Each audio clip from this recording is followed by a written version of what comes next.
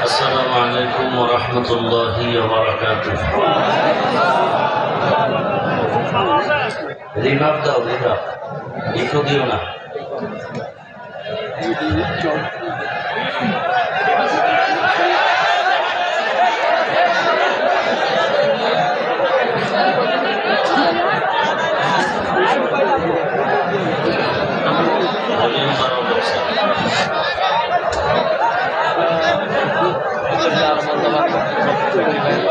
Alhamdulillah.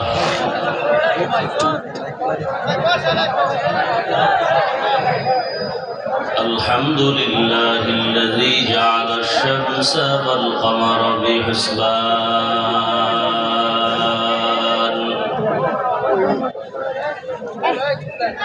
wan najma wash-shajara yasjudan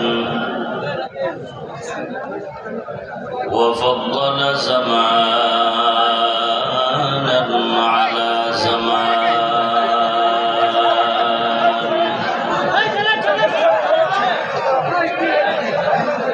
kama faddala makanan ala makan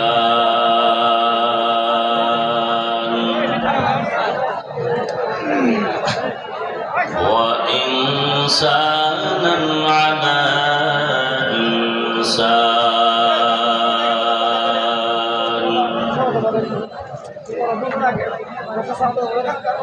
ونشهد أن لا إله إلا الله وحده لا شريك له لا ضد له ولا ند له ولا مثل له ونشهد أن سيدنا وسندنا وحبيبنا وحبيب ربنا وطبيبنا وطبيب قلوبنا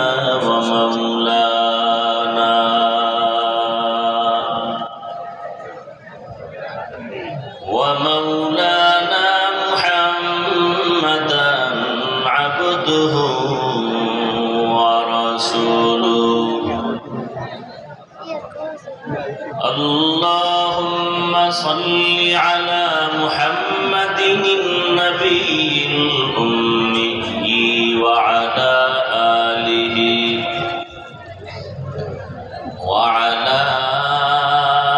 آله وسلم تسليما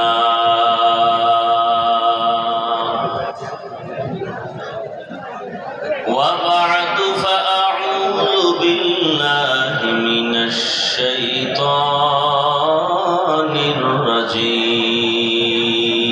الرجيم بسم الله الرحمن الرحيم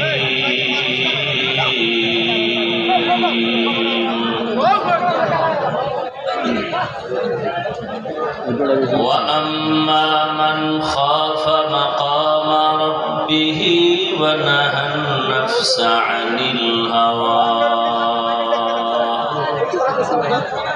فإن الجنة هي المأوى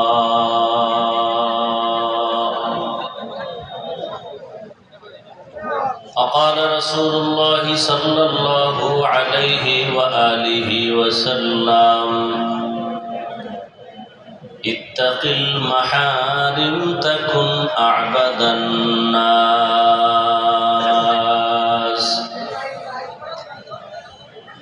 صدق الله مولانا العظيم وصدق رسوله النبي الأمي الكريم ونحن على ذلك من الشاهدين والشاكرين والذاكرين والحمد لله رب العالمين سبحانك لا علم لنا إلا ما علمتنا إنك أنت العليم الحكيم رب اشرح لي صدري ويسر لي أمري واحلل عقدة من لساني يفقه قولي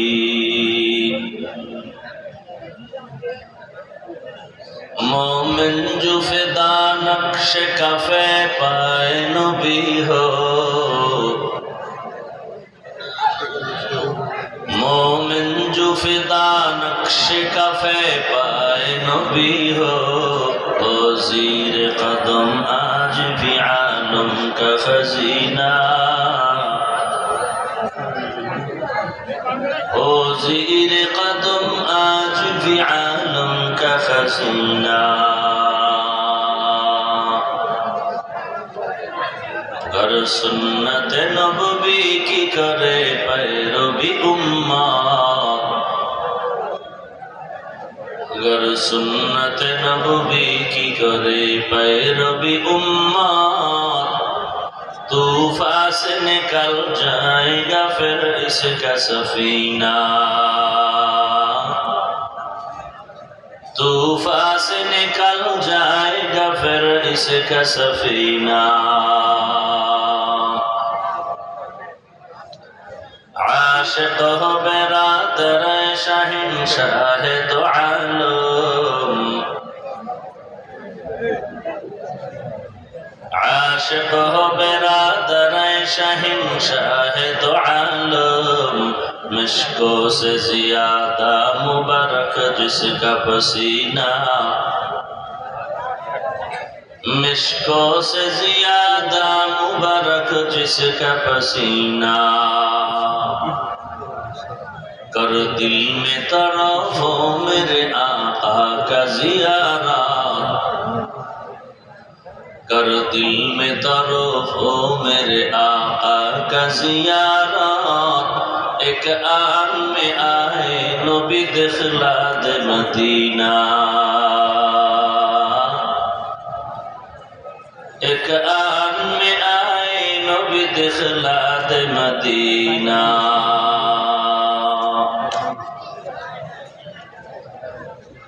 रिबाब बाराओ অল্প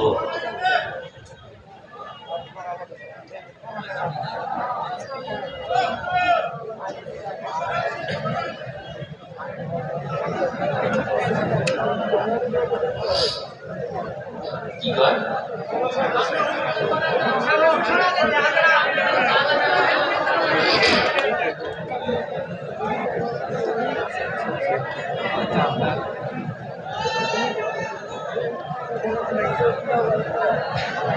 আলহাজ আব্দুস সামাদ খান দারুল উলুম কওমি মাদ্রাসা কর্তৃক আয়োজিত ইসলামী মহাসম্মেলন 27 September 2025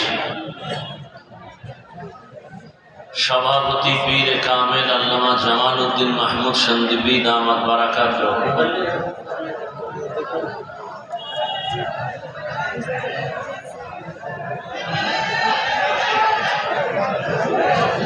সহ সভাপতি আলহাজ হযরত মাওলানা জুবায়ের হোসেন দামাত বারাকাতুহু অতিথিবৃন্দ অন্যান্য হযরত উলামায়ে কেরাম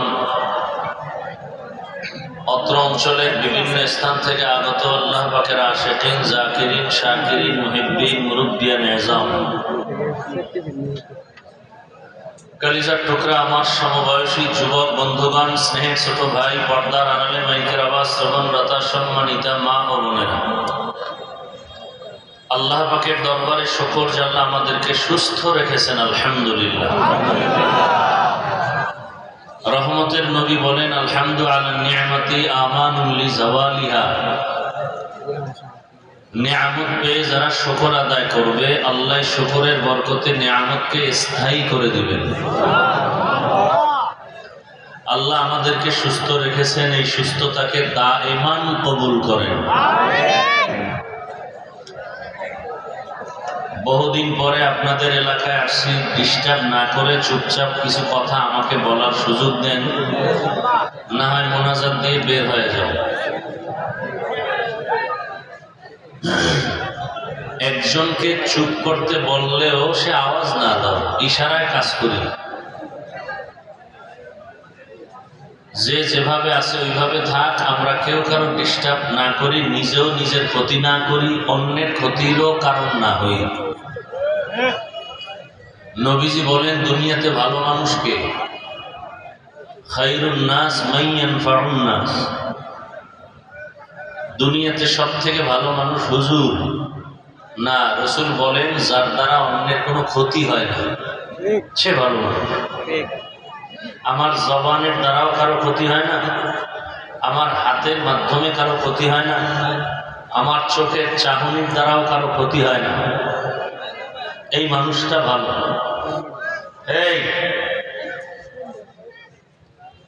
এই সামনে যারা বসছে, আপনিও তো পারতেন বসতে যদি আরো আগে আসতেন। বসছেন, শেষে আসছেন, এক জায়গায় বসার সুযোগ আল্লাহ দিচ্ছেন। যারা দাঁড়ানো আছে শুধু নিজের দিকে তাকান কেন? দুনিয়াতে আসার থেকে আজ পর্যন্ত শুধু নিজেরটাই বুঝলেন, অন্যেরটা কবে বুঝবেন? আপনাদের কাছে আমার অনুরোধ, আমি ঠান্ডা বয়ান করি, ঠান্ডা মেজাজের বয়ান করি, কিছু আমলমুখী বয়ান করি। এখানে চিল্লাচিল্লির কিছু নাই, কিলাকিলির কিছু নাই, একটা আওয়াজ কেউ দিবেন না। আমি যদি জিজ্ঞাসা করি তো ভদ্র ফ্যামিলির ভদ্র সন্তান হিসাবে জবাব দিবেন, চিল্লাচিল্লি করবেন না। অনুরোধ, বিনয়ের সাথে অনুরোধ করছে, এটা চিৎকার দেওয়ার কোনো কাম নেই। আমি জিজ্ঞাসা করলে জবাব দিবেন, না করলে চুপ থাকবেন। আমি কোন কথা বলতেছি কোরআন হাদিস অনুযায়ী, আমি জিজ্ঞাসা করলে আপনি জবাব দিবেন। আপনি বুঝলেন না, না বুঝলেন, আপনি কোনো অ্যান্সার দেওয়া এটা আপনার জন্য উচিত না। মজলিস বড় দামি মজলিস, এখানে বসতে কপাল লাগে, এখানে আসতেও কপাল লাগে। ওই যে মাগরিবের পরে মেলান্দ বয়ান করলাম, বৃষ্টির কারণে মানুষ বয়ান যাই শুনছে, কিন্তু পানির মধ্যে বসে বসে মানুষ বয়ান শুনছে।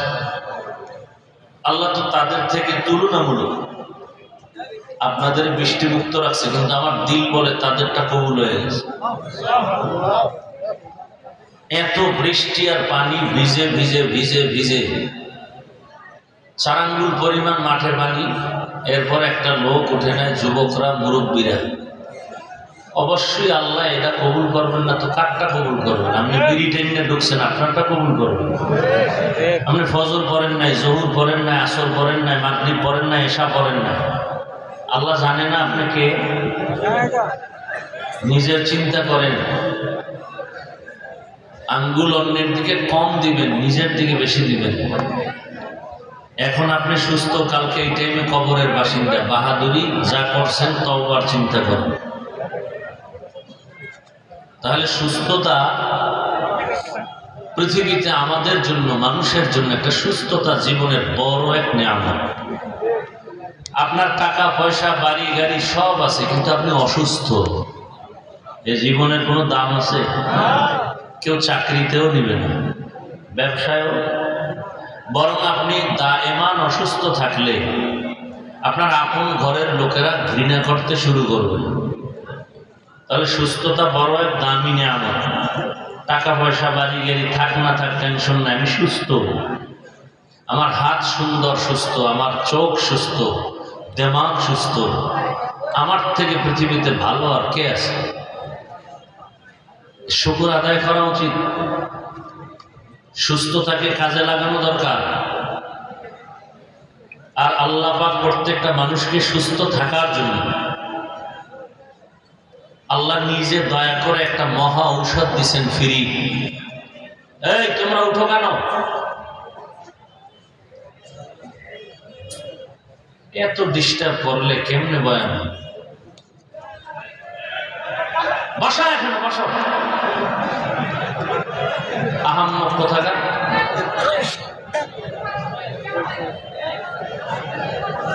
যাদের বসার অভ্যাস দুর্বল, দীর্ঘ টাইম বসতে পারে না, তারা আপনারা এখানে ঢুকছেন কেন? বাহিরে দাঁড়ায় দাঁড়ায় বয়ান শুনতেন, ফাঁকে ফাঁকে গিয়ে বিড়ি টাইনে আবার আসতেন, ভিতরে ঢুকে ডিস্টার্ব করেন কেন?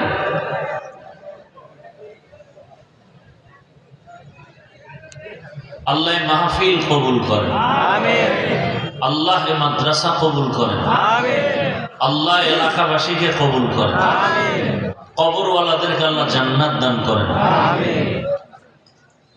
আল্লাহ সুস্থ থাকার জন্য একটা মহা ঔষধ দিছেন। কত টাকার বিনিময়? এখন জিজ্ঞেসি না, জবাব দিবেন না কি? ফ্রি। কেমন ঔষধ? পৃথিবীর শুরু থেকে বা মানব জীবনের শুরু থেকে আজ পর্যন্ত ঔষধ কোন চিকিৎসা বিজ্ঞানী, কোন ডাক্তার আবিষ্কার করতে কিয়ামতের আগ মুহূর্ত পর্যন্ত ঔষধের সমান কোন মেসাল, কোন মেডিসিন পৃথিবীর কোন ডাক্তার, কোন চিকিৎসা বিজ্ঞানী আবিষ্কার করতে পারবে না। মহা এক ঔষধ, ফ্রি। এটা সমমান কোন ঔষধ নাই, কিয়ামতের আগে আসবে না। প্রত্যেকটা মানুষকে সুস্থ রাখার জন্য আল্লাহ দিছেন। কে দিছেন? আল্লাহ। ওই ঔষধের নাম হলো রাতের ঘুম। বলেন কি? রাতের ঘুম।